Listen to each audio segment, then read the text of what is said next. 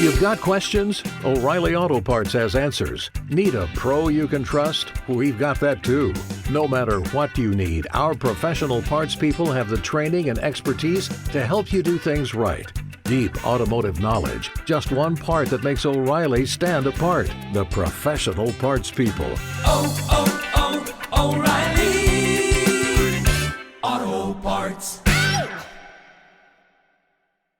Hey everyone, and welcome to Real Life Real Crime Daily for Wednesday, March 1st, and I'm Jim Chapman. And I'm Woody Overton. And I'm Mike Agovino. Hey guys. Hey. What's up? Good to be back with my brothers. Always loving it. What better way to start off a show than to talk about our favorite politician? Oh my gosh. She is indeed. Can't get enough Latoya. And we're not talking about Jackson, y'all. Yeah. She was Latoya Jackson.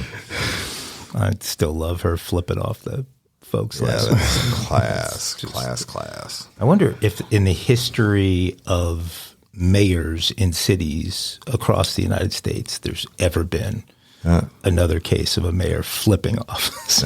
Remember I said if I was the mayor of Buttland or somebody was the mayor of Buttland, I don't think they flip people. Do you think that off. becomes a thing now, though? That mayors all over the country will start flipping the bird at people? No. Yeah, I can't see that happening myself. With a lot of the mayors that, the Chicago mayor may flip some people the bird here. She's her recall election is today. Really? Yeah, the dancing mayor. What's her name? I don't know. I can see her right now. She dances.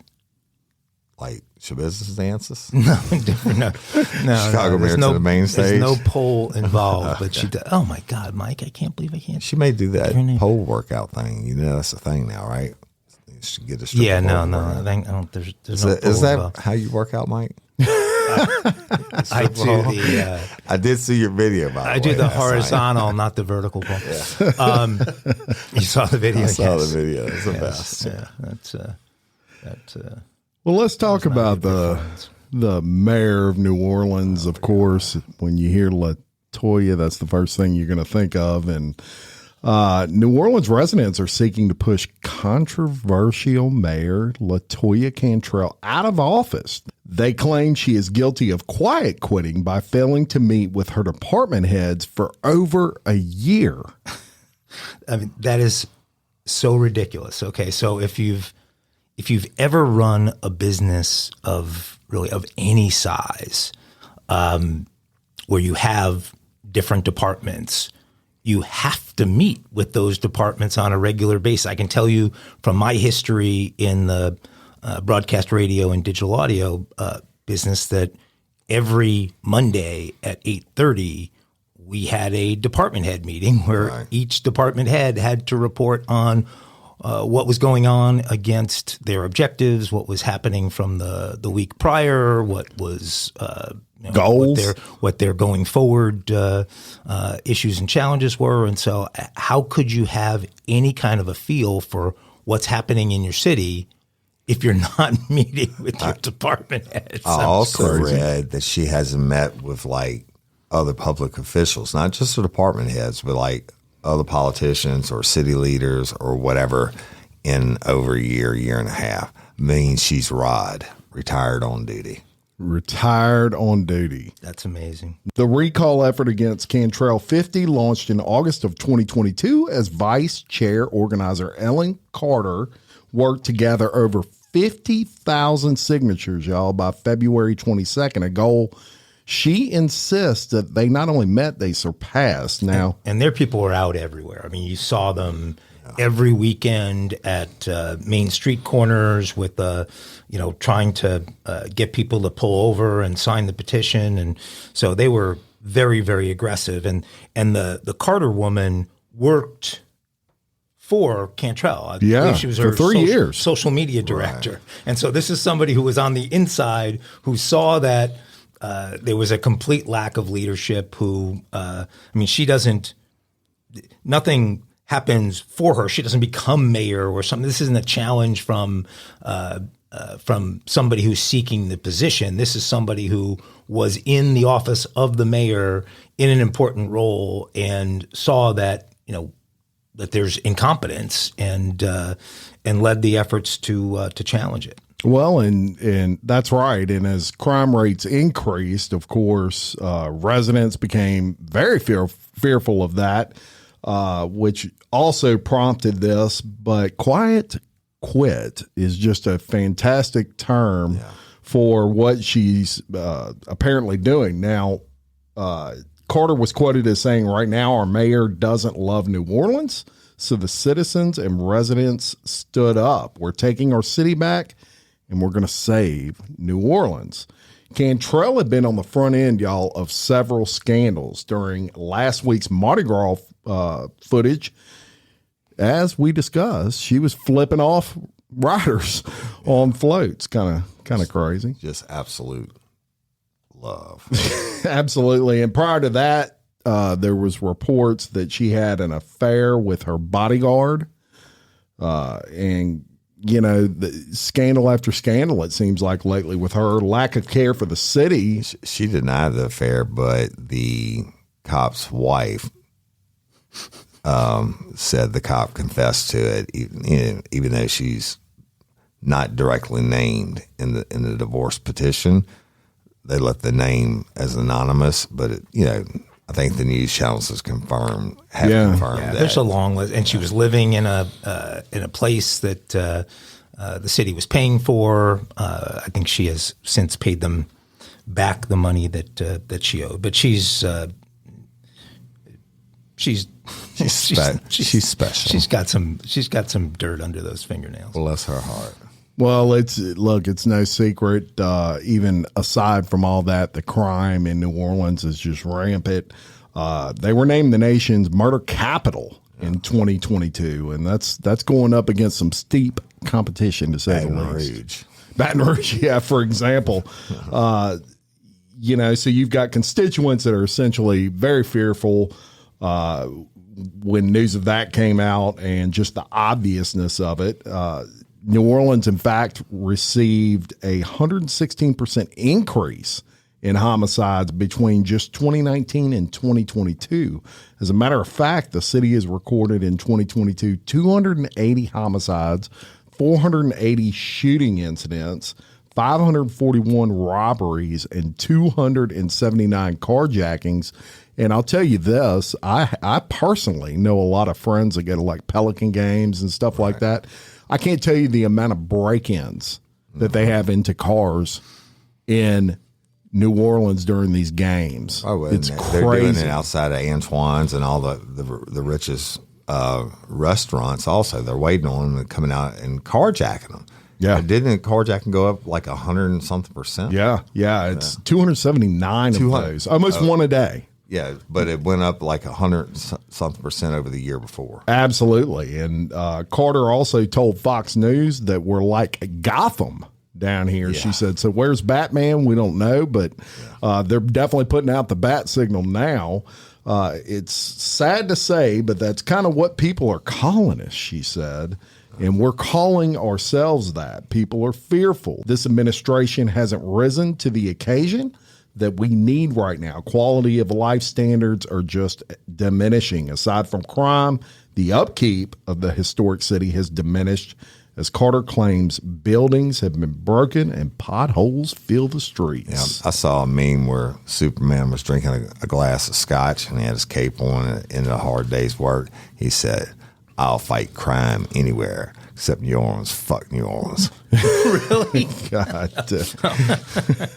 So if the county register office verifies that these 50,000 signatures that Carter has went out and collected are valid, a recall election is automatically triggered, and that'll allow voters to decide on whether to oust Cantrell or keep her. Residents of New Orleans may know before Easter whether their embattled mayor will face a recall election in what will be probably one of the highest profile political rebukes in the nation. Yeah. Well, it'd be well deserved. Well, there's already another scandal brewing over this thing. Apparently these boxes with the signatures were were moved out of the location that they were originally left in, and so there's rumblings around the city, and it's being reported on the news that there's concerns about possibly that stuff being tampered with. I don't know. Yeah, well, I'm sure it was Latoya's people that did it.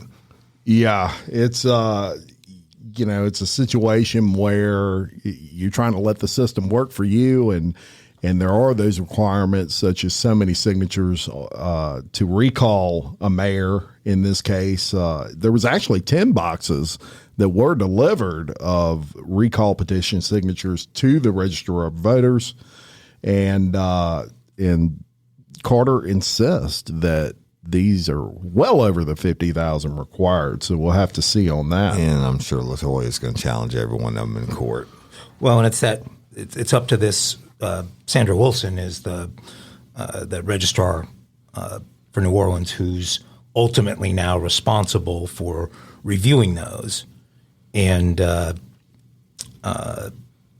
have to hit this 20% of active registered voters is the tally. The number that they got, the 50,000, is based upon that. But now they can also review those. Yeah, it doesn't mean rolls. the registered voters. So it's important to keep in mind that all 50,000 of those signatures have to be registered voters. So, she may have well over 50,000, but they all have to be registered voters. And so keep that in mind. A lot of math yet left to be done on that front. Now, there's at least one lawsuit in play that could impact both the timing and the number of signatures required.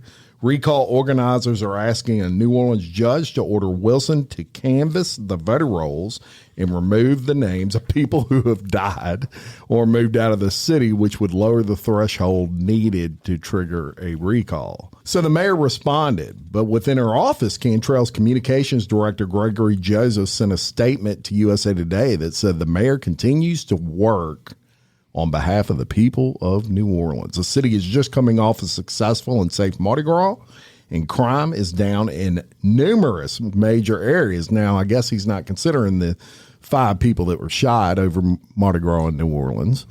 No, I think it's a fair statement to say, coming off a safe Mardi Gras overall, comparatively, I think it went off very well. Yes, you did have some things, but by and large, it was positive. I like where they say crime is down in numerous major areas.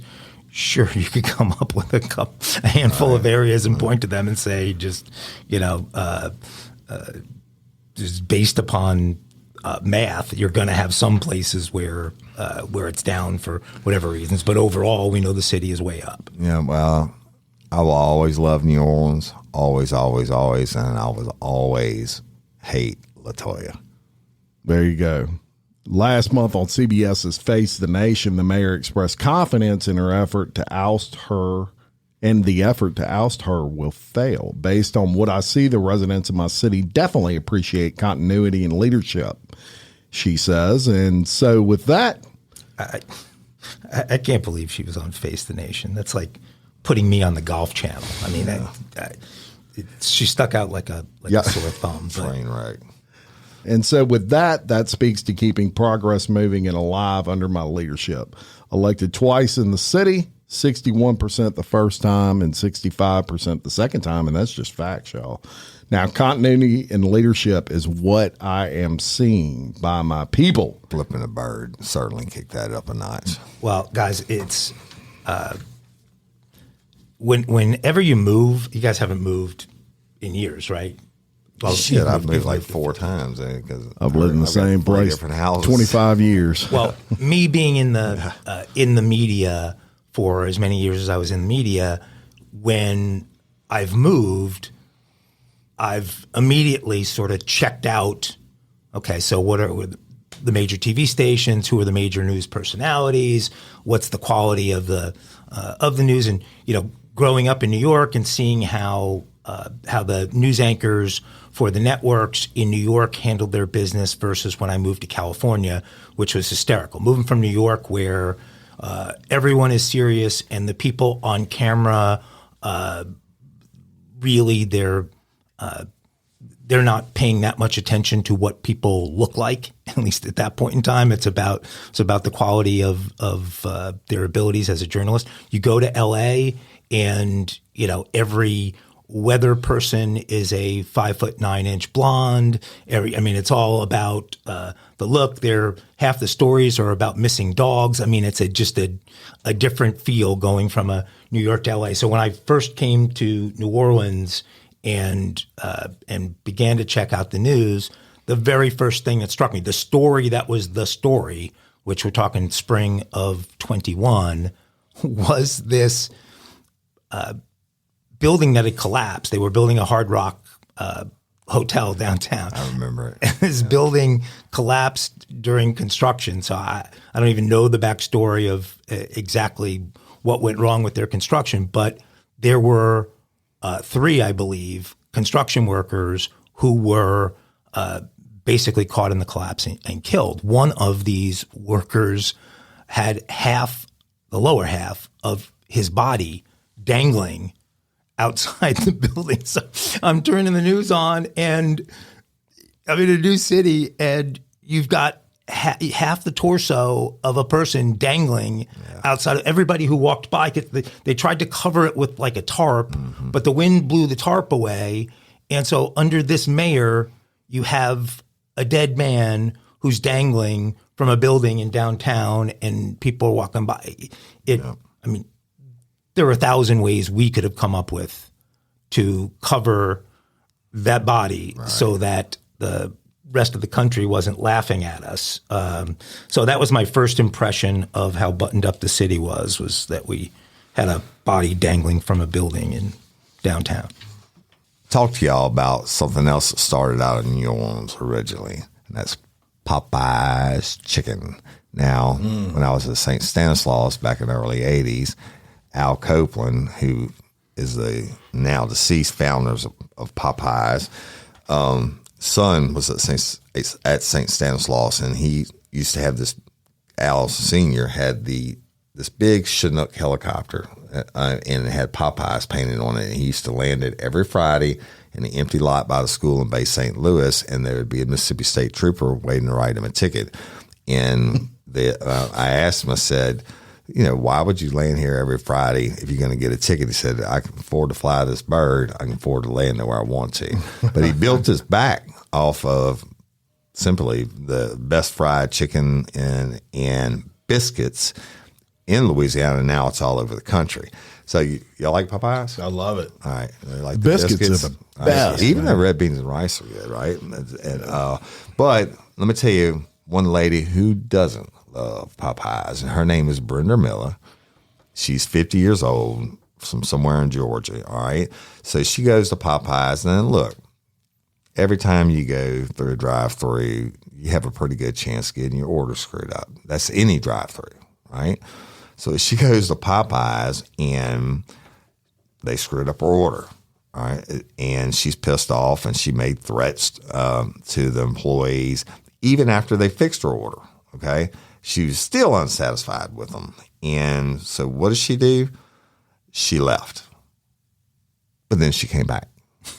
And she drove her vehicle, her SUV, into the restaurant. Smashed into the restaurant until she couldn't go any further, okay? Her vehicle's blocked. She can't go any further. She smashed through the wall, goes in, and then what does she do? She leaves. All right. So, but she managed to drive that SUV an extra 4 feet inside the building, only stopping when the building debris prevented her car from entering any further. But then she promptly left the scene. Well, cops got called, and they got the reports about the accident and potential injuries, and cops got the license plate. Somebody had come enough sense to write it down, and they go to her house. Well, what do they find? The SUV parked at her house with the front end damaged. So she was arrested and booked in for aggravated assault and first-degree criminal damage to property. Her bail was set at $4,000, y'all. But the Popeyes manager at the location said in the incident report that Miller had threatened staff and even called the restaurant to make threats about driving her car into the building before she did it. And so when she drives through, she's not misinterpreting what it means, like the drive-through sign. Oh, no. She didn't think that meant drive into the building. She had placed her order. Okay. They got her order incorrect. She didn't get her biscuits. Okay. But they fixed it and gave her biscuits. They fixed it. But she's still angry. And she left. And check this out. It's also reported that she told someone waiting in line to hurry up and get their order because she was coming back. Okay, so she actually gets the biscuits. After she gets the biscuits and she leaves, she decides she's so angry that she's just going to drive her vehicle right into the restaurant. Yes, and she sure showed them something, didn't she? Right? Did she get like a box of biscuits or something? I mean, she didn't smuggle any biscuits I'm sure out of there? That somebody might have lip smacked at her or something or whatever, like this bitch. And she just evidently was having a bad day. But how in the fuck do you think you're going to get away with making all threats and even telling someone else in line, hurry up and get your order because I'm coming back to this bitch. I'm about to do some damage, right? And you drive in, and she probably would have killed somebody. I mean, she could. Sure. She doesn't know that there's patrons sitting behind wherever she drove through, and obviously she hurt some people. But get your Popeyes biscuits. What do they charge her with? They charge with aggravated assault and first-degree criminal damage to property. Ag assault being in Louisiana would be battery. It's reversed everywhere else. So the assault means she actually physically harmed someone with her vehicle. I'm sure it's going to get upgraded to attempted murder. I don't know. I don't get it. It's like so she'll go away for a while for this. She should. I don't know how the hell you get away with it. And can they make part of the penalty that she's not allowed to have any biscuits while in prison? In prison, I don't know, because biscuits are a mainstay and a main staple in prison. But they're made there. They don't import Popeyes. That's right. They're made there. But here's the kicker: you get that little packet of jelly when you biscuit if you're in your cell, and y'all know what they do with the jelly. Oh, jeez.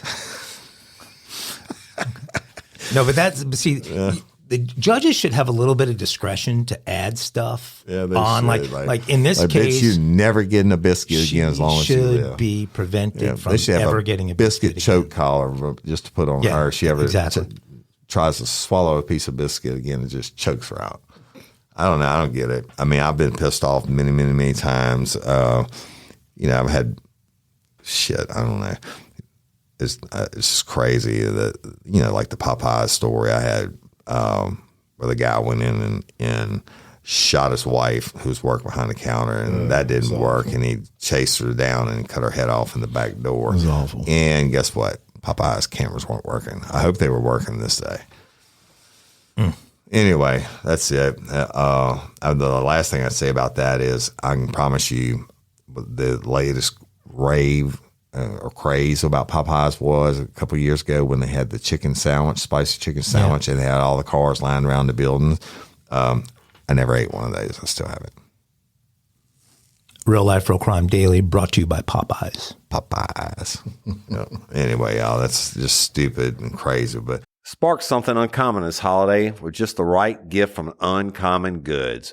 The busy holiday season is here, and Uncommon Goods makes it less stressful with incredible hand-picked gifts for everyone on your list, all in one spot.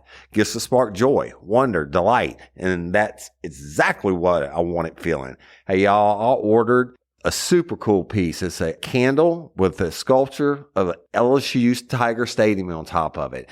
And each officially licensed laser cut wooden replica features up to 4 layers of detail, creating a bird's eye view of a specific football field, seating section, and more. And every label includes your stadium's name, the team's logo, and school location. And it has a coconut, soy, vegan wax infused with sandalwood smell that creates tailgates and touchdown scent profile, reminiscent of game day.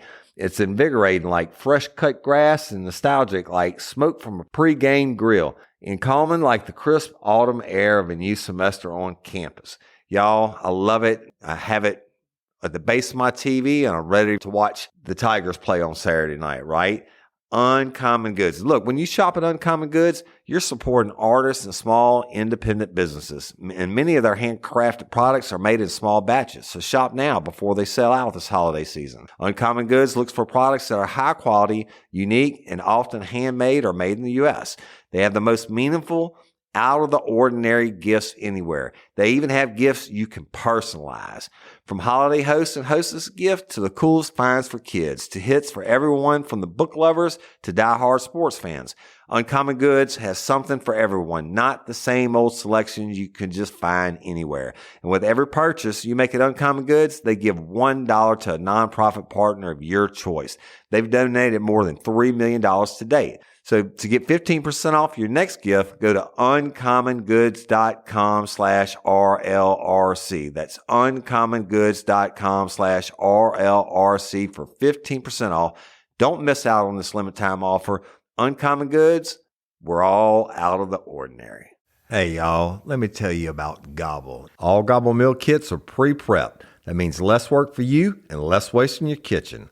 Their meal kits include everything you need so you can save time at the store or just skip that trip entirely. I got the box in and I had 3 different meals. I had a Kung Pao chicken, crispy fish tacos, and a beef bourguignon, however you say it. But let me tell you about the classic beef bourguignon. Look, it came with beef pot roast and a beef broth concentrate, red wine demi-glace, cremini mushrooms, cipollone onions, mashed potatoes, baby carrots, and rosemary thyme butter. It was so easy to make. Literally like 15 minutes it took Cindy. And let me tell you something, and all the dishes were fire, but this thing was like a taste explosion in my mouth. It's just unreal. We got to spend more time together and more time doing the things we love because everything came in this one single box right to my door. So see what a difference Gobble will make for your household.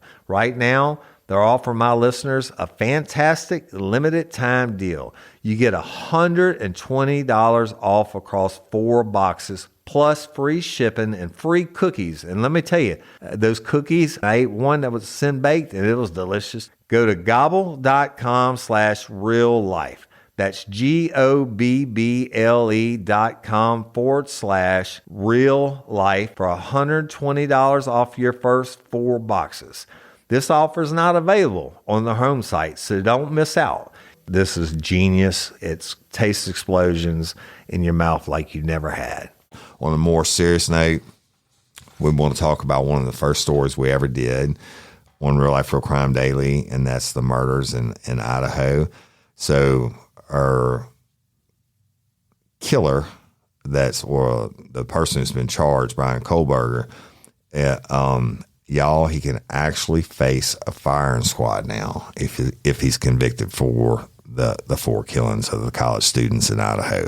Kohlberger, 28, a criminal justice doctoral student, has been charged in the November 13th stabbing deaths of University of Idaho students. So the DA hadn't said whether or not they're going to charge him, go for the death penalty, right? I'm sure they are because it's the most famous case certainly in the last 6 months.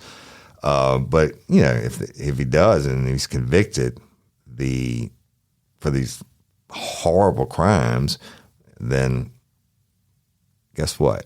He now has the option of, or probability of being killed or the execution by firing squad, because the state, just like Louisiana now, currently uses lethal injection, but they can't get the chemicals. anymore. Right. So these folks on death row are just kind of sitting there. And it's important to note this is a bill. It hasn't been passed yet. The bill was introduced by Representative Bruce Skog. Yep. I'm assuming I'm pronouncing his name right. Pronunciation police will let us know if not. Skaugs. Bruce, if you're listening, give us a shout out if we got it wrong. But Scogg's bill states that the Department of Corrections officials must determine if lethal injection is available no more than 5 days after the issuance of the death warrant. If not, a firing squad would be used according to proposal. So we were talking about this, Mike, before the show. Now, when you get your final death date, if they're still fighting over selling these chemicals to the state, y'all, it's not that they actually have a shortage. It's that these medical companies realize when the state orders this combination of chemicals, they're like, we don't want to sell that to you because you're going to kill somebody, right? But I actually think this is pretty genius. And you get your death warrant signed or your death date within 5 days. If they can't secure the chemicals to do it, then they can certainly find a firearm. Wow. But this is likely to go the way these things go, where if he is convicted, he appeals. We've got, it's going to be years before. It's going to go on forever. But the deal is they'll issue the death warrant a lot of different times. Like if he gets a stay, then they have to issue another death warrant. But believe it or not, death by firing squad was legal in Idaho until 2009. Y'all don't have any idea when the last one? No, well, would have been sometime like in the country when the last one. Oh was yeah, I can tell you, Utah still uses it. And really? And listen, check this out. Believe it or not, they strap them into. It looks like Gruesome Gertie from Bloody Angola, right? But they strap them into a chair. It's not like the old Western movies. They put them up on a post and give them a cigarette and blindfold them. But they strap them in a chair, and then behind a wall, I think they have like 5 rifles with shooters, and 4 of the 5 will have live rounds, and one of them doesn't. But you don't know which one doesn't because it still fires like it's a live round. That way, the people who are doing the shooting don't have to feel guilty, like they're the one that actually kill them. The shooter's remorse, I guess. So apparently, Ronnie Lee Gardner was the last person to be executed by a firing squad in the United States, and that was in 2010 in South Carolina. Really? But he chose it. Right. So he had chosen the method because there would be, quote, no mistakes. A hood was placed over his head and a target strapped to his chest before a 5-member team of state law enforcement agents fired upon him. There you go. Target strapped So that's to a his guy. chest. That's a guy choosing it. Right. But here, Koberger wouldn't have the choice. No, it would be if the chemicals weren't available for the lethal injection 5 days after the issuance of the death warrant, okay, then automatically he's getting shot.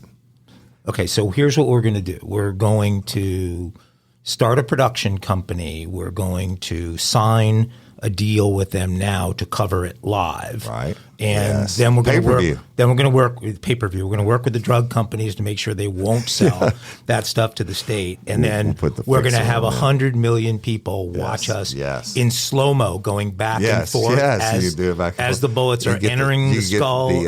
You get a camera shot of the bullets coming out with the smoke coming out of the barrels and the fire coming out of the barrels, and then get other camera angles of this asshole. Hopefully, Koberger does get the firing squad. And can we allow the family members of the victims to actually be the ones that shoot? I think in Utah is I don't know how they do it, but South Carolina obviously it's law enforcement, but maybe it's law enforcement in Utah too. But I always just knew that Utah was like one of the last ones that did it predominantly. But I don't know But that would be the ultimate great justice, is actually the family members being the ones that shoot.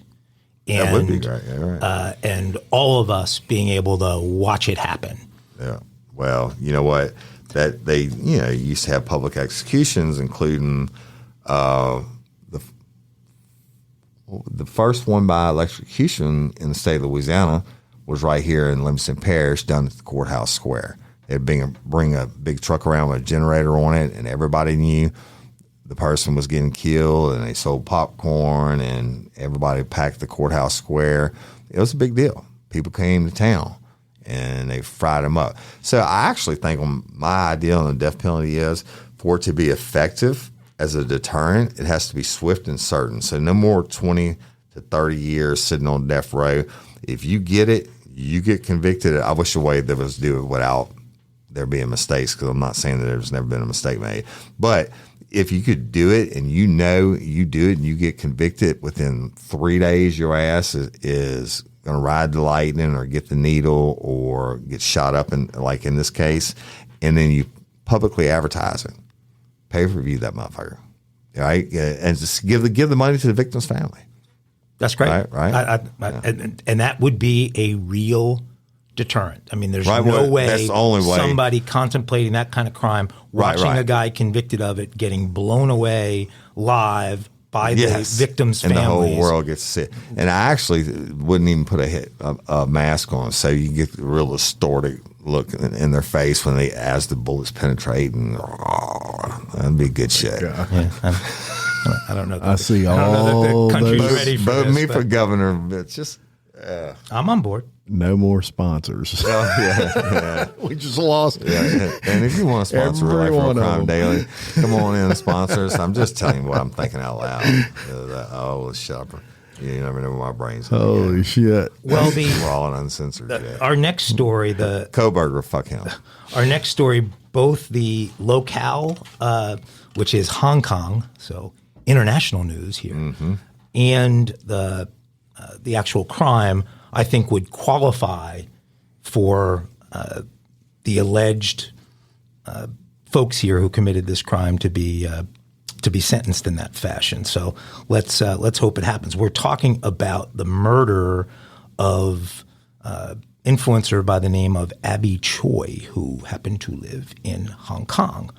Her ex-husband and in-laws have been charged with crimes in connection with her death. So the ex is working with his mother and father. So something wasn't right between the in-laws and Abby and her husband. But I mean, sad story. I mean, she's 28 years old. This happened in a city known as Tai Po. I don't know what region of I don't even know if they break Hong Kong up into regions. It's not very big, but it's very, very populated. This is just last week that police entered a rental unit and found human remains that were later identified as Choi's. Those remains were legs, which were found in a refrigerator inside of that rental unit. Some of her belongings were also found there. The superintendent of the regional police, a guy by the name of Alan Chung, told reporters that not all of Choi's body parts had been discovered. The body parts that we found were inside the refrigerator. There were 2 legs that belonged to the female, he said. We're still looking for the head. Maybe they should look in buckets. That's the heads tend to show up in buckets. I don't understand why everybody's cutting everybody up nowadays. There are also other body parts that are missing. So we believe the suspect has already disposed of those other body parts. Well, lo and behold, I don't know what kind of search they did the first time. Police later confirmed that on Sunday, a skull and several ribs had been found in a cooking pot in the fridge. That'll make a gumbo. So when they went in the fridge the first time and found the legs and saw this big cooking pot, I guess they thought that they were working on Hong Kong gumbo or something, and didn't bother to look in there. And they the skull that they found, forensic experts identified a hole in that skull as the cause of death. And they also, by the way, found a meat slicer, yes, and an electric saw, on the premises, which were believed to have been used in the attempt to dispose of the body. I mean, I have no idea what they were looking at doing with that cooking pot. But sorry, I want to say something about this. I don't know if it's just Real Life Real Crime Daily. It seems like we're reporting on body after body after body being dismembered, and I've had several in my career, including one here in LP, where a lady brought this transient home and left him at home with her son, and she came back in from work and she found the transient, her son in the bathroom cutting up the transient, right? Here's the deal. You know, I'm a big hunter and all that, and I have an art form to how I take care of my meat. I mean, cutting it up and deboning it and all that. Look, that's the fucking process.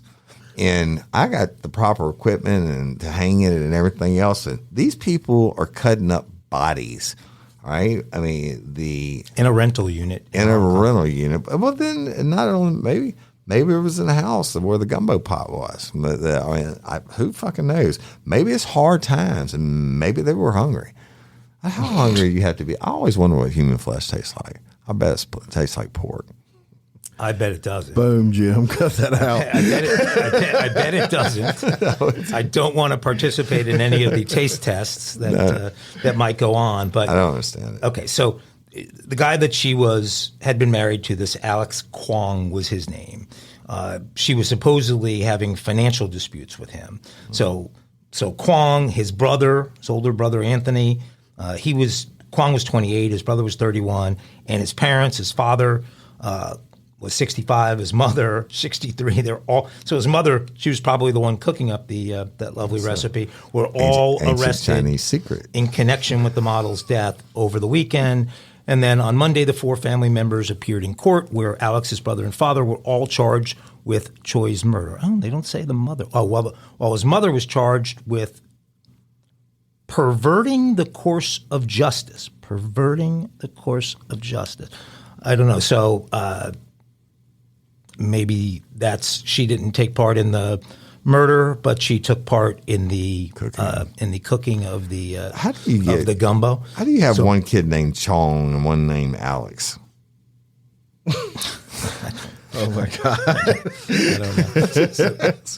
Hey, I'm not making light of this. I'm not making light of this girl's murder. It's horrible. These people, idiots. No, so those 4 were placed in custody without bail, and there's a May 8th hearing that is scheduled. What's really sad is that this influencer was doing well. She had just been on the cover of a fashion magazine in Monaco, and it seemed that her career was on a steep rise, and some financial disputes got in the way, and she did a poor job picking in-laws, and it ends in a ridiculous tragedy in Hong Kong. I hate of her making jokes about it and stuff. Y'all are still murder and probably cannibalism. Hearts go out to the victim's family, and these people are idiots. All right, so everyone, it's my favorite part of the show. I don't know, is this our main story, Mike, today? Oh, this is the story gripping the nation. The nation, and it gripped me pretty good on Friday. Now, we brought this story to y'all over a month ago, and it was before the Netflix series release, so I'd like to think we were kind of ahead of things on that stuff, but I'm going to tell y'all a little story. I call this Jim's Netflix story, so sit back and have a listen. Last week... Hey, I'll call Drizzly real quick. Yeah, you can. D-R-I-Z-L-Y. Look, before we get into Jim's Netflix story, let's talk about Drizzly. Hey, so this might take a while, because guess what? Drizzly, D-R-I-Z-L-Y, is the #1 downloaded app and home alcohol delivery service. Okay? Yep, y'all heard him right. I'm about to place my order right now on the app, and we'll have I know Mike likes tequila, and you and I'll have some beers. Shiner Box. Yeah, that's we'll all have we some need. cold beers waiting on us on the doorstep by the time you get done with this. That's right. That's right. Love that. You can actually go and order through the Drizzly app, y'all, and it's like an hour. This is the best thing ever. Alcohol delivery. I mean, Well, for me, it's under an hour. But look, Yeah. when you are, as you must have been, Jim, from the way you replayed it, as absolutely involved in a show as you were the Netflix Murdaugh series, you are not getting up from that couch. Let me tell you my Netflix story. So Tuesday night, I do what I do every Tuesday night, which is research for Real Life Real Crime Daily. And as I'm doing that, reading some things that Mike had sent me, it started to get late. It was about 10:30 at night. I pull up the Netflix app. The way I relax is I put those AirPods in and I'll literally just lay in the bed and watch my cell phone until I fall asleep. So I've got Netflix on, and boom, right there on the front page of Netflix, I see Murdaugh, Dead Center. And I said, ooh, the series is out. Right. So I click it, and I'm thinking, I'll watch it for an hour, watch one episode. Y'all, the next thing I know, it's 3:00 in the morning. I've read 200 articles on the internet after watching that entire series. It is so good, so well done, and I'm gonna tell you a little bit about it now. The series, if you haven't had a chance to go watch it on Netflix, Well, it was their homework assignment. They had homework last week to watch it. yeah, they did. Yeah. they So- did. But if you're like Woody Overton, you not never did homework in your life. That's right. And I mean, some people get busy, so maybe they didn't. So I'm just going to give them a few little anecdotes on that series. Now, it focused a little bit on the hit and run death of Stephen Smith, the 19-year-old we told you about. It provided a little bit of focus on the accident with Gloria Satterfield in 2018, but primarily Accident? Yeah, right. Okay. But Sorry. but primarily it focused on the 2019 boating accident that killed 19-year-old Mallory Beach. And it really included, y'all, and this is kind of my favorite part, it put a face on the victim. That was a big deal to me because I hadn't heard a whole lot from the victims. I knew all about Alex Murdaugh, but I did not know anything about the victims other than just sporadic reports. I'm going to tell you one that really touched me. Totally legit. Mallory Beach's father was in that series several times. They were interviewing him. Very soft-spoken man. You could tell he's a very Christian man. He almost had me in tears every time he came on to discuss something, because what do we do as human beings?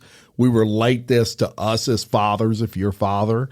And I have I have twin girls that are very, very close in age to Miss Mallory. My son is actually the same age as Mallory Beach was. And I put myself in that position. I'm like, what would I have done in that instance? And this man handled it, I thought, with class.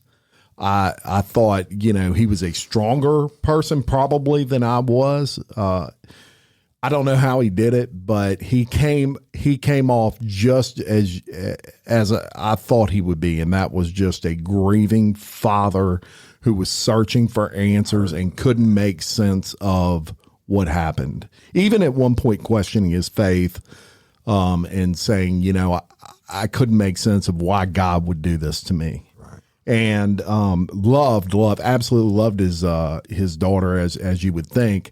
And it even showed some older home videos where her and him were palling around, and doing things that fathers and daughters do.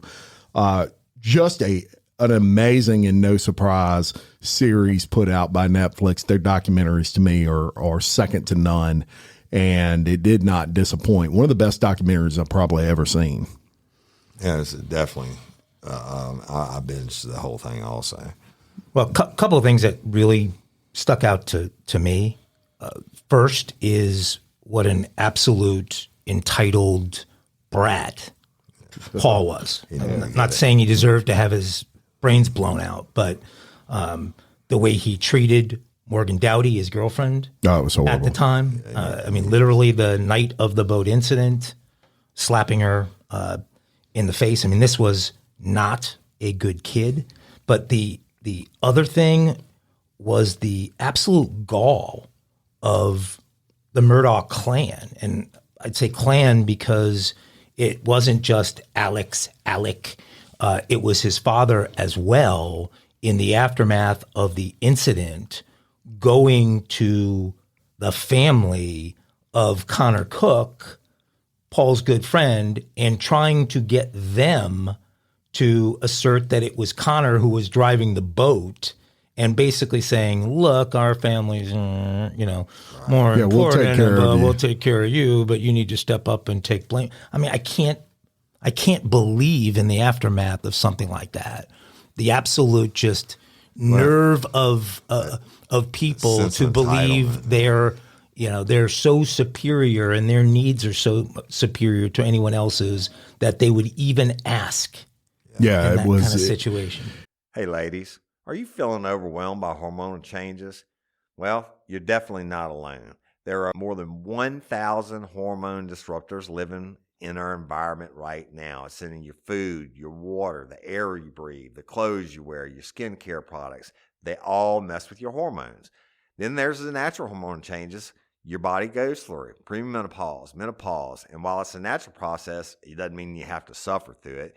The good news is you don't have to suffer through it anymore because now you have Hormone Harmony, a formula made only with herbal ingredients that are shown to reduce hormonal symptoms in women of all ages. Hormone Harmony is not just a hormone support and supplement. It's become a phenomenon. Women can't stop talking about it on social media. A bottle of Hormone Harmony is sold every 24 seconds. And the biggest benefit? Well, my wife says it makes her feel like her own self again. And that's what women mention over and over in the reviews. And there are over 30,000 reviews for Hormone Harmony. And for a limited time, you can get 15% off your entire first order at happymammoth.com. Just use code RLRC at checkout. That's happymammoth.com and use code RLRC for 15% off today. That's happymammoth.com and use code RLRC. Your cardiologist knows your heart, and your mom knows how to mend your heart. Your ophthalmologist helps you see, and your best friend makes you feel seen. A visit to your physical therapist can heal your shoulder, and a visit to your grandma can heal your soul. Your health is a journey you don't take alone. Just like the people around you, all of us at Kaiser Permanente work together to help care for all that is you. Learn more at kp.org. Kaiser Permanente, for all that is you. It was, as Woody just said, a sense of entitlement. This family has been the family in 6 counties forever. And just basically saw no problem with that. Untouchable. Untouchable. We can make it go away. Yeah, exactly. So after I watched the series, the following day, obviously I talked to my compadres here about it, and we were all fired up. But I got really engrossed in the trial, and I was kind of glad that I wasn't as engrossed prior to the Netflix series in the actual trial, which is I was able to kind of Netflix and binge on the trial. I went back, watched every single witness, and look, y'all, some of these witnesses are up there for 3 and 4 hours, some even longer. As a matter of fact, Alex Murdaugh took the stand really surprisingly to a lot of people, and he was on the stand for 2 days. And so we're going to talk about that a little bit. I'll give you my impression, and then please, guys, feel free to chime in with yours. But my predisposition on Alex Murdaugh was not the way he came off in the courtroom, knowing, all the financial horrible things he did, which are bad enough. I'm not going to, not even including the fact that he's on trial for the murder of his wife and son, the financial just shit that this guy did to his friends and people that he represented was absolute horrible. So before he took the stand, my deal was, this guy's going to get on the stand and I'm going to do just what I think I'm going to do, which is absolutely hate him. Let me tell y'all something. This guy knew his way around a courtroom. I can see how he was able to financially steal from people for as long as he did, because he was an extremely likable personality, not a likable guy. And there's a difference. He was a master manipulator. He was a guy that if you didn't know all his background, you'd want to go have a beer with him. Gifted con artist. 100%. Very smart, and really knew how to appeal to the jury. And that's exactly what he was doing. The way he would answer questions, Woody, you're a polygraphist. That's what you are known for outside of your homicide work. And there were a lot of signs of him that, just from my limited education on that, I could tell were things that you don't do when you're telling the truth. He would ask a lot of questions back. Right. That's the delay tactic, so you can think about your answer before you give it. Yeah, I noticed on every single answer, the majority of the answers that he would give, the attorney would ask a question, like he would say, you arrived at the house at 9:45, and he would look at the attorney and he would say, "Are you asking me if I would arrive at the house at 9:45?" Yes, I would. Delay tactic. Yeah. Total delay tactic. It's letting his mind catch up with his lie, right? Exactly, because the one thing that never changes is the truth. Yep. Right. And everything. God knows this dude's changed his story enough. Oh God, yeah. All the different incidents. 100%. And one of the things I've just learned from my research was that when you're telling the truth, it's pretty much yes, no. You answer the question directly. There's no delay. You don't have to say anything else, right? Right. So I found that very interesting. But still in all, he would look at the jury when he would address and things. That's courtroom profession, right, or expertise. And I was trained that by Chief Kearney Foster early on. Every time they ask me a question, don't answer them. Turn to the jury and make eye contact and answer them. That's establishing a personal connection between me and jurors, making them love Woody. I'm glad you brought that up, Woody, because he did indeed make a couple of personal connections. As a matter of fact, at one point, he was, upset about, visibly upset about the murders of his wife and child, or at least that's how he was playing it. Exactly. A juror actually passed him Kleenex. Yeah, that's not good if you're the prosecution. Like an order for a mistrial. Yeah, that's not good but that tells you how he was a master at just communicating with this jury and almost making them feel sorry for him. Look, at one point I noticed he mentioned, they asked what he was doing at a certain point, and he said, "Well, I got in my truck and I had a dip and I went to the house." He said that because these are South Carolinians. He's wanting to relate. He's hoping some dude on that jury, and possibly a female, some person on that jury saying, "Yeah, I get a dip when I get in my truck too." And he's just like me. Right? Surprised one didn't pass him a dip can. Say, "Here, you want one? Here's some skull." But he definitely knew how to communicate with them. And look, when you've got a 6-generation history of lawyering, for lack of a better term, you're going to know some stuff. Yep. Woody Overton. Yeah. Probably got a 12 generation. At least 7 or 8. Yeah. But, I mean, master on the stand, no doubt about it. You see all the comments everybody's making, and even some people, I won't say who, think he's going to beat the charge, or maybe now he didn't do it alone, et cetera. But my thought when he took the stand is it's going to be a fuck up. But he actually shows his genius and his manipulation skills, and you can see why he got away with all this shit over the years. Yeah, and even that now he admits to all these things, because because prosecution is going to get all the past bad acts in. So he cuts them all, steals the sting from them. Yep, I did it. I did it. I did that. I did that. I did that. I did. Even admitting to the point where he says, I was at the dog kennels, and I'm sure I get in the head, but the deal, my point being is very well played. Yeah, it was very well played. And let me tell you, there's a couple of things that I want to highlight here. And one of them is I personally felt like the prosecution has spent far, far, far too much time focusing on the financial crimes that he committed. I think it's important. It's too much time after he fucking admits to it. Yeah. And then he already admitted to it. Why are you wasting the jury's time? And then, he's not on trial for that. Right. One guy gets up and testifies for 2 fucking hours about financial crimes he's already admitted to. He's already and if admitted I'm on the to. jury, I'm like, fuck that. Get this. I mean, let's roll with it. Right. And there's one in particular that I want to bring up here, and then we're going to play a clip of his actual testimony talking about this and admitting to it.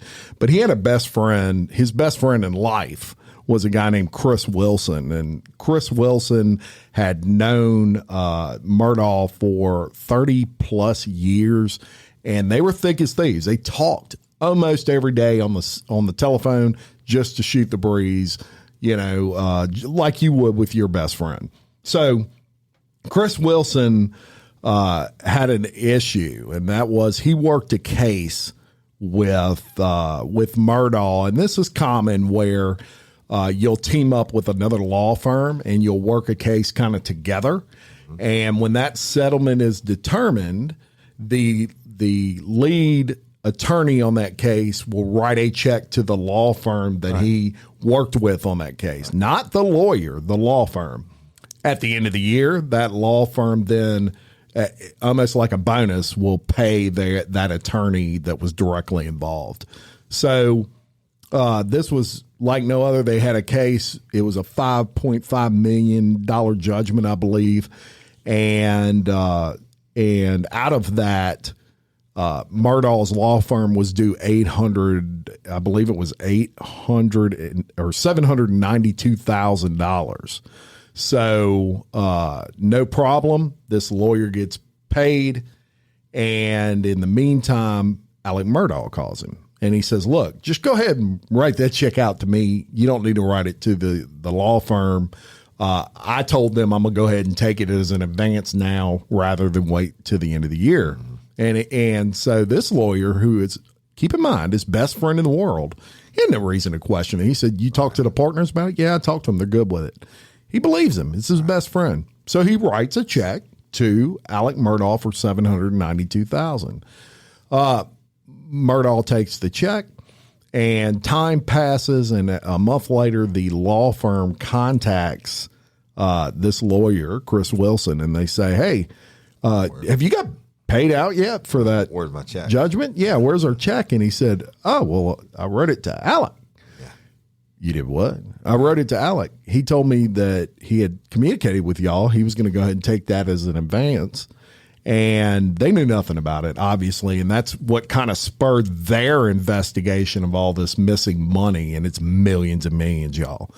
But long story short, in the meantime, he calls Alec and he says, "Hey, man, look, that law firm, your law firm is contacting me, asking why they didn't get written that money.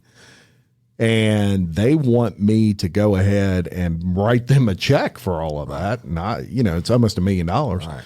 And Alex says, "I'm going to pay you." So he sends him a wire, and that wire is for $600,000. He gets the wire. He calls him and he says, "Man, I appreciate the speed on that, but it was $792,000, not $600,000. $192,000 short." Yeah. So Murdaugh says, "Oh, I don't have the 192. It might be a couple of weeks." So he accepts this and he says, "Okay." And he takes his personal money and he writes a check out of his personal bank account for $192,000 and puts it in that trust so that he can go ahead and write the check to the law firm because he trusted his best friend. That was a mistake because guess what? He never got that. This is your best friend in the world, and he just screwed you out of $200,000. I don't care how much money you got. That's a lot of money. Yeah, absolutely. So I mean, par for the course of the guy that kills his son and his wife. it really is. So The defense decided that all of these financial crimes could be bucketed under his opioid addiction. So all of those things could be blamed on the fact that he had become this out of control opioid addict, right? So they're separating. yeah, that was the spin. They're separating everything from that. And I thought he did a masterful job of, and obviously this was the plan. Hey, get up there. Don't say a bad word about anybody. Don't implicate anyone else, whether you had co-conspirators in some of this. So he comes there and says, Lafitte, the banker, no, he never did a thing. This was all me, 100% me. It was my opioid addiction. That's what drove this, so he's trying to get the jury, and I think he was pretty successful at this, looking at him as a drug addict instead of looking at him as a murderer. I thought it was masterful. And look, the chances of someone in the jury having a family member that might have been a drug addict at one point are probably pretty high. Yeah. So what are they relating that to? Oh, my son or my nephew also struggled with opiates, and it's such a horrible thing. And yeah. And they're watching him refuse to bail on anyone else, which could be viewed as noble, right? He's not loyal. He's not tearing anybody else down with him. So, he told all these lies, but he told all these lies because he's an addict and he had to fund his addiction, and he blames it all on himself, not some of the other people who took part in things. And so I believe he did a very good job of building up sympathy for Alex Murdaugh, the drug addict, instead of allowing the prosecution to build animus against Alex Murdaugh, the accused murderer. I would agree with that 100%. I thought he did a great job of doing that. I would agree. I agree 100%. And to Woody's point, the prosecution just kept hammering that financial stuff. And it was almost like they got in a pissing match with him. There was one point where the prosecutor was bringing up every single, 90 different cases that he's worked and stolen money. And he would look at that prosecutor and he would say the exact same. It was no different than the Chris Christie went the memorized 30-second speech of Marco Rubio, where this guy was apparent he had memorized this response, because every time he would ask him, he'd look at the jury, not at the prosecutor, and he would say, I stole the money. I was wrong for doing it. I feel awful. It was terrible. And that would kind of be his 4 responses every single time. And the prosecutor would not stop asking him about it. And he's visibly, the prosecutor, getting agitated. Right. Yes. And so the jury is looking at a prosecution team that appears angry, agitated, and they're looking at a defense that seems calm, and an accused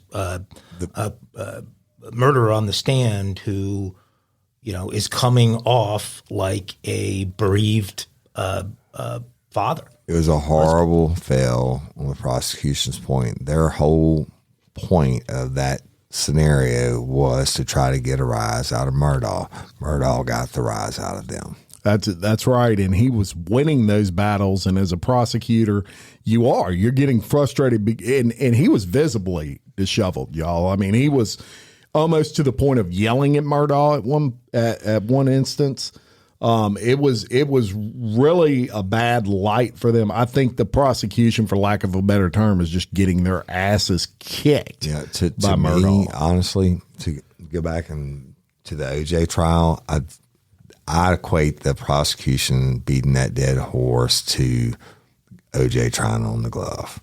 100%. They should have known when he admitted to the first time what he was doing and leave that bitch alone. I agree. And just two more quick thoughts on that. And as far as strategy, one of the things that the defense is doing, or definitely schooled, I don't know if they had to school Murdaugh on it. He probably schooled them on this, but he had pet names kind of for a lot of just about everybody he knew.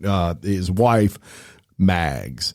His son was called Pawpaw. That was the son that died, was killed, was called Pawpaw. Well, did he really call Paul Pawpaw? There were a few times where he would refer to him as Paul in the trial. And before the trial, the prosecution did do a good job of saying, why are you calling him Pawpaw now? But every time we've asked you about it prior to this, you only referred to him as Paul. But he had a great answer to that. This was the genius in what he was doing. He looked right back at the prosecutor and he said, if it make you more comfortable for me to call him Paul, I'll call him Paul. That's a great answer for that. Right. He never answered the question. He just looked at it and said, hey, if you'd like, that is how, I hate to say it, but just how good this guy was on the stand. And the prosecution had another bullet they got dealt more recently in the last few days, and that was the forensic engineers for the defense, the ones the defense called to the stand. These folks, number one, were highly qualified, and they testified for both defense and prosecution in different cases. But this put a little bit of reasonable doubt in my mind when they spoke. One of them's name was Mike Sutton, and Mike Sutton was basically a forensic engineer who could base everything as far as trajectory of bullets on height. Now, Alex Murdaugh, we haven't told you yet, but he's 6'4". He's very tall. This forensic engineer had determined the only way that a shooter could have made that shot, basing all the trajectory of the bullet and all those sort of things, and the gun. These were long rifles.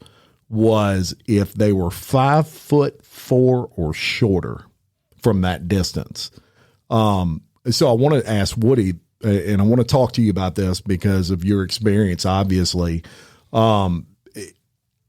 How big a role does trajectory of bullets play? And it does, but here's the thing.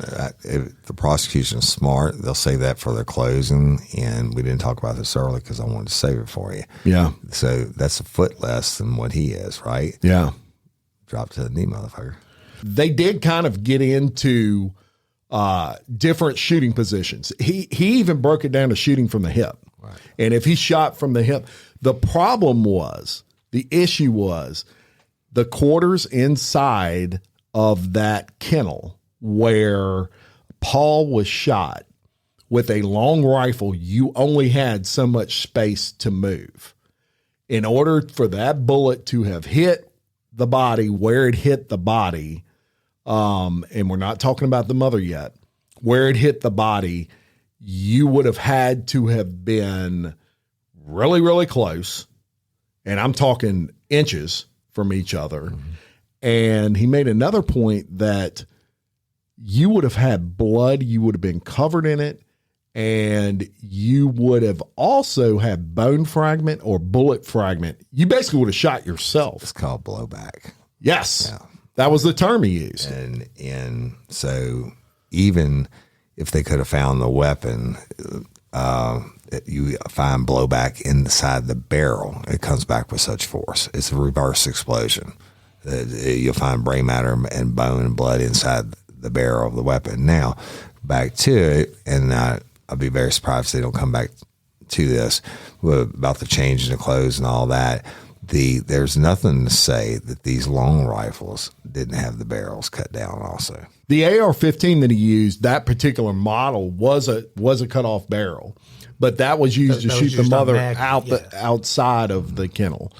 The shotgun was used on the inside. Now, you're right. It could have been a sawed-off shotgun. And what if he's on a knee, uses a sawed-off shotgun, and I think I want to say they talked a little bit about that and the spread pattern of the pellets when they came out. Right. It never spread. So because it was contact wound. Yeah. Which doesn't mean he didn't have a sawed-off shotgun. Swim has a couple. It's someone who isn't me. Right. And one of them has a pistol grip on it and everything, highly illegal. And if I kneel down, you come to the door, and I put it in the back of your head and blow it. And one of the things you're going to do is you're going to cut down on some of the blowback on you. Yeah. Right? Yeah. Contact wound, et cetera. And it could be explained away. Well, and firearms never do what you expect them to do when it comes to forensics.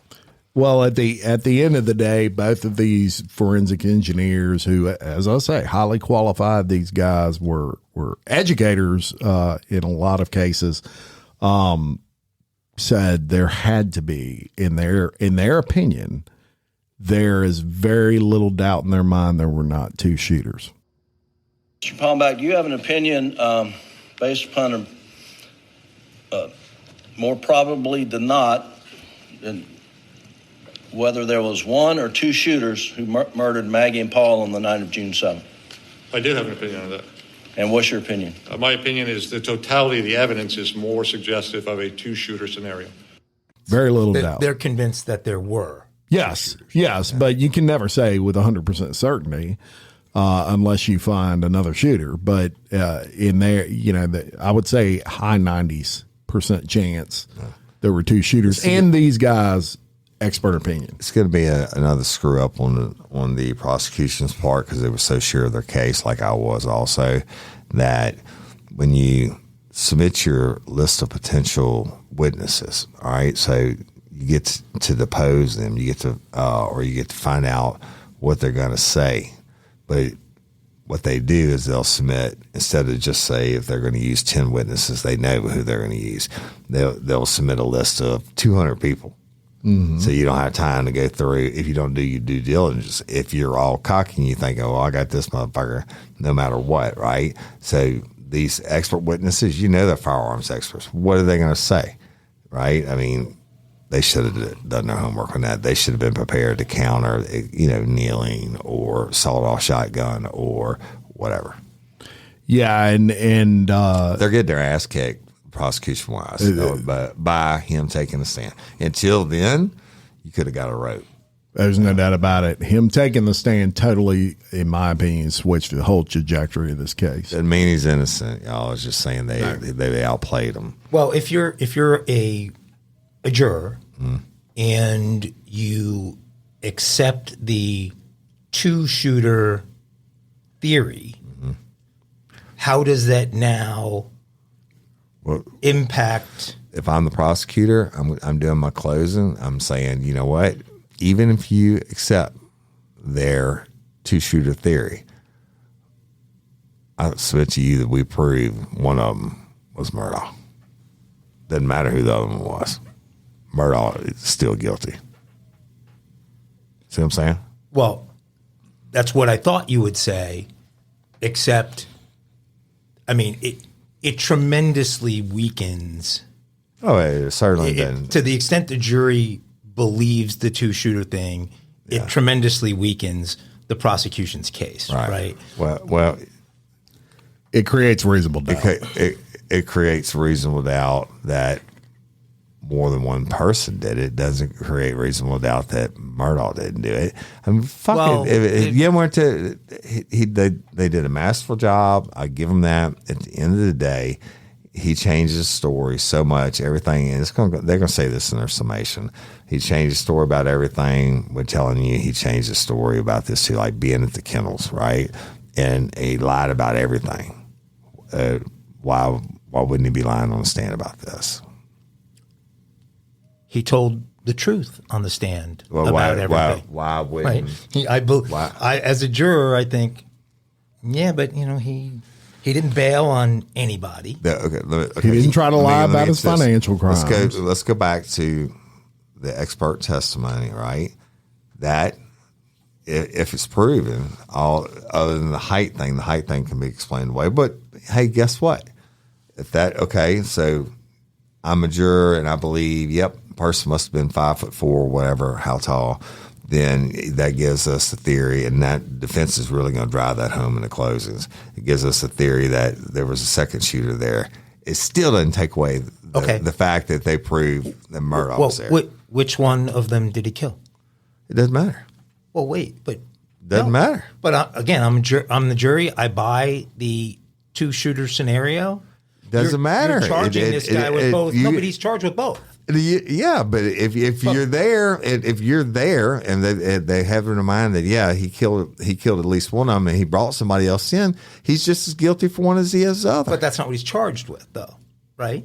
He's charged with the double murder.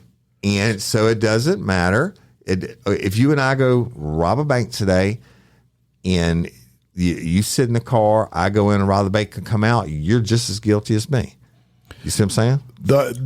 But if you shoot someone in the bank and kill them, you get the murder charge. I get the murder charge because absolutely, absolutely. Principle 2 murder is the same thing as murder. Same thing. Well, if he hired him to murder him, he gets the same charge.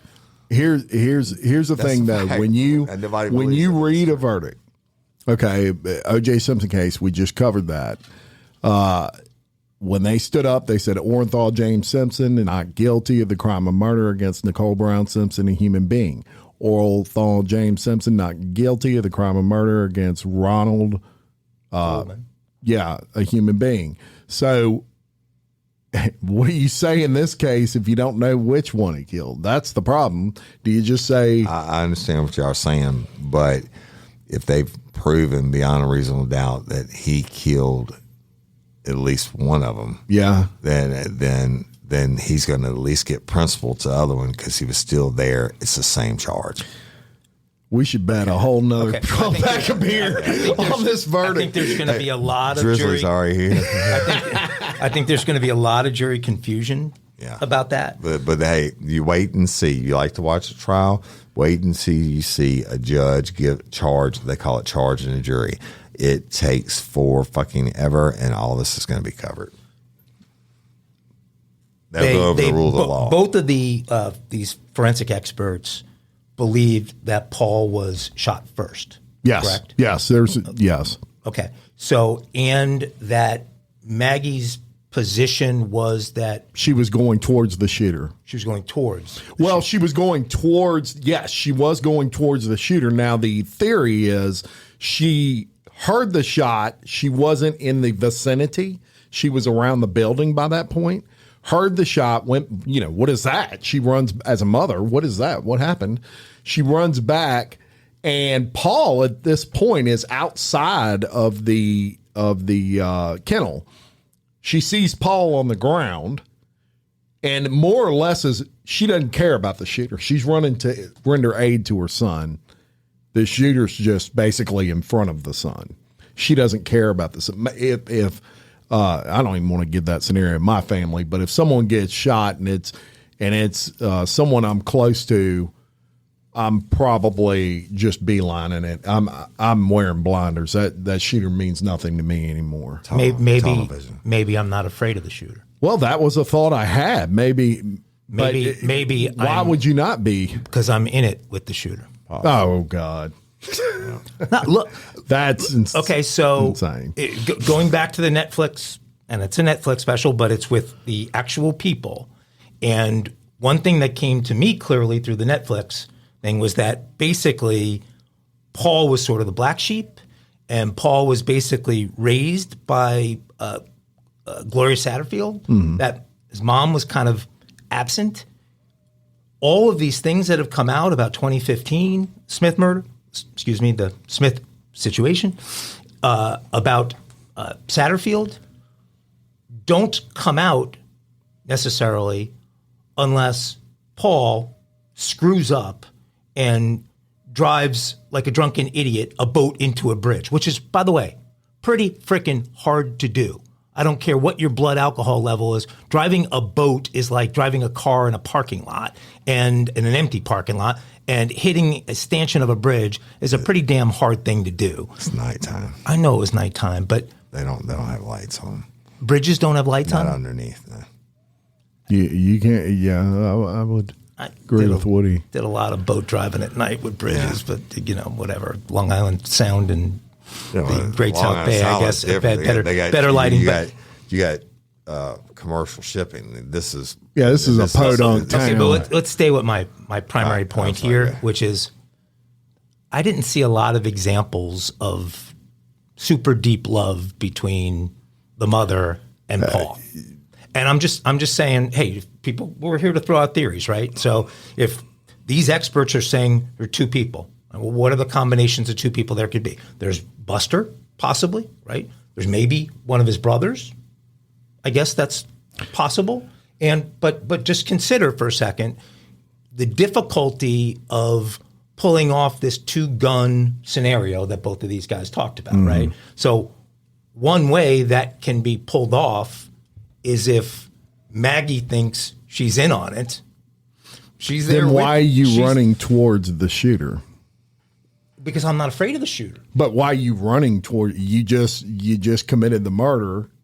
You're walking away. You're with the shooter. You're not. Your son was shot. I mean, you might want to. Not if you wanted to kill him. I mean, you're standing right by me. Well, are you standing right?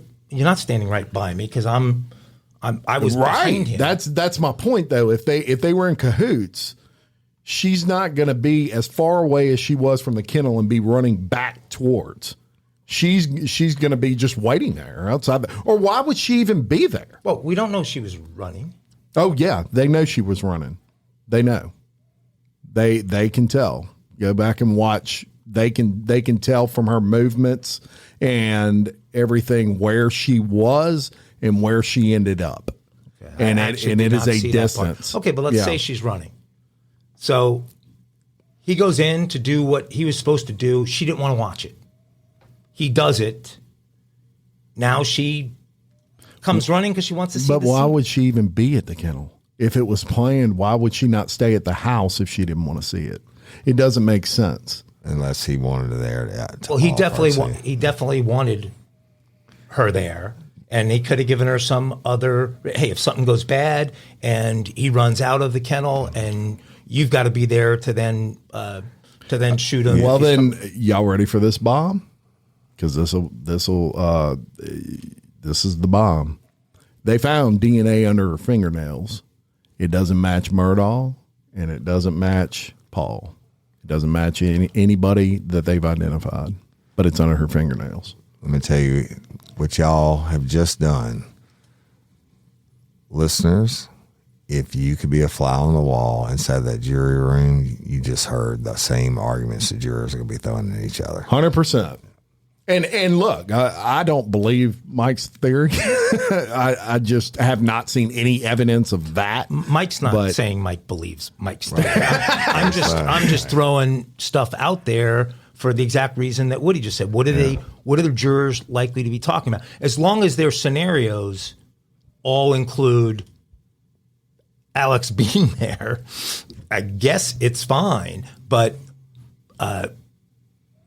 they could also start contemplating scenarios where, Alex isn't there at all. It's a really unfortunate thing that he lied about being there minutes earlier. And, but there was time for him to leave, and and look, the thing that I think will be in the back of all of these people's heads is he's going away anyway. He's going away for these other crimes, and so if we make a mistake here, it's not like he's getting out anyway. Exactly. But you did not sit there, and you were not submitted to what I can only imagine the head being blown off and the dead bodies. Those jurors are going to want somebody to pay for it. They are, and a jury saw Nicole Brown Simpson's head look like a Pez dispenser and had no problem with it. Yeah, but you also had Peckerhead lying on the stand, which totally invalidated his testimony. Everything from the evidence collection, whatever, saying he didn't use the N-word, he used the N-word, and this and that and the whatever. This one Y'all, this is going to be the next to the last, probably the next to last episode we'll cover on this, because the next one's going to be guilty or not guilty. Right. Oh, it's coming. It's coming this week. Okay. Yeah. But You think? Okay, let me ask you guys something. Have you ever watched a movie or a TV program given from the perspective of the bad guy and rooted for the bad guy? Yeah, but I'm not rooting for Murdaugh. Okay. So if somebody truly I'm rooting for if justice. somebody truly came into this thing neutral and just watched, he won the battle of who was more likable in just this. Excuse me, in just forget everything else. No doubt he won that. He won the likability battle. We already said that. Yeah. Okay, so that's a big emotional pull on a juror who's watching all of this unfold in front of him like we would watching a TV show. The prosecution got lost their cool at times. Did not come off as they wanted to. Did not come off as if they were in control, and the defense did a better job. And so, if they're sitting there and they have that kind of an emotional pull, and they have this backstop of, even if we get it wrong, on the chance we got it wrong, this guy's still going away for a really long time. I don't know. I think that They might come back and think, maybe if he got out of this one, he can get out of those too. But I hate to do this, but I'm gonna go ahead and lay it out now, because I know where y'all are leaning. is the Shinerbach. Shinerbach is coming out right now. Absolutely. I'm laying in a case Shinerbach says he is guilty, found guilty in the court of law. I'm laying it on Shinerbach. He is found not guilty. All right, so we're two So we for got one. another And by bet. the way, Jim Chapman paid his Super Bowl debt today. Yes, I did. And you can find that picture on Facebook. I'm going to post it. The What would have to happen for a mistrial? One jury. tampering. One. Oh no, that's a hung jury. That's Oh, different. okay. Well, yeah, you have to call it a mistrial too. But Yeah. that one person. All it takes is one. Yeah, but you better believe they're going to go back over and over and over again. They're going to have to come back and say they're deadlocked like 5 or 6 times before a judge declares a mistrial. Last thing on this for me. That'd And be this the is worst the thing one- that ever happened to this is- Murdaugh. He better get not guilty, because if he gets a mistrial, the prosecution will get it right next time. Yeah, and last thing for me, and I want to make it clear, I think Murdaugh's a total piece of shit. My only point to all of this is I don't feel like the prosecution has proved to me beyond a reasonable doubt that he did it. Murder, I mean. That being said, there's one thing missing from the case that, in my opinion, the prosecution has struggled to prove, and that was the one thing you look for in any murder, no matter who it is. Motive. Right. What was the motive? Because if they're gone, he doesn't spend money on them anymore. And did they ever say if they had life insurance policy on the wife and the son? I don't think there was. I don't think there was a insurance How the policy. hell you take one out on yourself and try to get your buddy to shoot, or somebody to shoot you, and don't survive, or I mean you survive and you don't have it on your wife? You had it on your fucking housekeeper. You had $4 million on the house. But might have had some life. Well, no, he had not. He didn't have life insurance. He had insurance. homeowners. Well, shit, it's still Which that he property is the took same out thing. a month before the incident. Well, by he's the got way, homeowners. Which is something I would have harped on. He's got property insurance, I can assure you. Well, but if Paul's not alive, then as far as the wrongful death, That goes away too. That's a big motive. right? So, and Well, that's a good point. Right. Yeah, I didn't think about that, but he was open for a lawsuit because Paul, even though Paul was the one that did the boat wreck, he was also being sued. Absolutely. They're Yes. going to sue the, It was his boat. the deep pockets. All right. well, it wouldn't be a criminal case; it would be civil, and you don't have The burden of proof is much less than that. yeah. Well, they haven't harped on it enough to me. The motive. Well, Maybe they will in the I closing. think they got so convoluted With the what it was financial. before with the financial, a lot of which I think would be difficult for some of these jurors to understand. And it's the kind of stuff where you can get bored and your mind can wander, and they can tell jurors what they want to tell jurors about, their responsibilities to concentrate. I've seen jurors and take fall notes asleep. Shoot, I would have been engrossed in everywhere. I'm watching it like I'm a juror. I've seen jurors fall So asleep. let's talk about the jury I'm a for a rare second, because breed this on that. I haven't heard much about this in the reporting, unless I missed it. But I looked it up because I didn't know. So this jury is 4 white men, 6 white women, 2 black women. So 8 women, 4 men. All of the men are white, and 6 of the women are white. 2 of the women are black. It's white on white crime. Yeah, I don't so think- I don't think there the- shouldn't be a racial piece I don't think there is. to this. We know about, from all these financial crimes, we know about the massive amount of influence and corruption over time that this family, particularly Alex, has committed. What are the chances that somebody's gotten to somebody?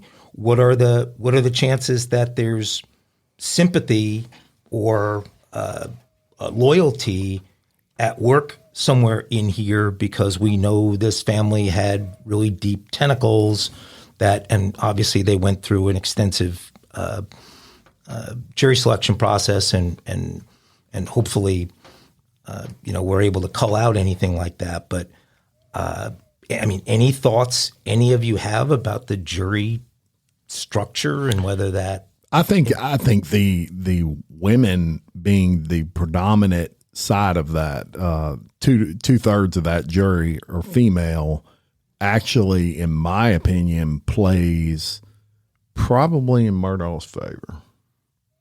And I would say that because I think that a lot of those women are looking at this. Number one, he's charming. Number two, it's the mother. It's almost like a motherly role in Murdaugh, and I think that I think females in general would really struggle with someone being able to kill their own kids. Yeah. In their own, Who in their handed own them life. the Kleenex? It was a juror. They didn't show they you didn't which specify. one it was. No, The I guarantee it wasn't a guy. I can't see a dude handing him Kleenex. I have a but different opinion on jury makeups than y'all do, obviously, from what I've done, and that being that during voir dire, each side gets the same amount of strikes. The judge can excuse anybody for cause, and they got the best jury that they thought that they could get on their side. So for me, the male-female part doesn't play anything to it. Probably more, if anything does, it's education level. And they ask you all that. The education level, if you have family ever been a victim of crime, do you have any kids and whatever. But as far as the male-female, and even in this case, the white-black ratio thing, I mean, other than the housekeeper who obviously was murdered, I don't see it. Very good. This is my view. All right. Well, my is to be in on this vote. I'm going to say they come back not guilty. Okay, so that's two. Well, what are you drinking? Don Julio or something? Don Julio. Very good. It's no, I do the Rouse's House brand. No. Seriously. Oh, because No, it you doesn't have forgot to to be tell tequila. me It doesn't have to be tequila. I can drink. our I'm fine on drizzly that. order is already here. We forgot. Mike, I just hung you out in the order. I'm good. I'm good on the Shiners. That's fine. All right, so we're gonna have some from Drizzly as soon as we wrap up this show. Y'all, that's Drizzly, DRIZLY.